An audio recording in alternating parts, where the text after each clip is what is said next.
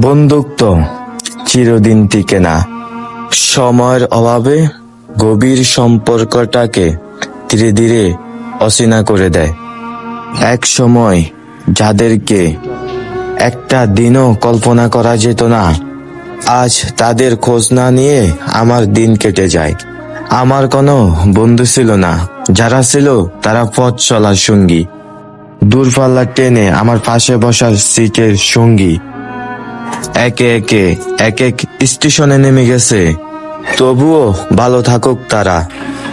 আমার মনে হয় বন্ধুত্ব বলতে কিছু হয় না, সবাই একটা টাইমের মধ্যে থাকে, দেন তারা সবাই হারিয়ে যায়।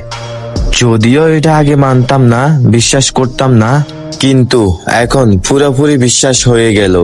ফ্রেন্ডশিপ নিয়ে গর্ব করতে নাই, একদিন তারা সময়ের ব্যবধানে সবাই হারিয়ে যাবে, কেউ থাকবে না, অনেকটাই দূরে চলে যাবে।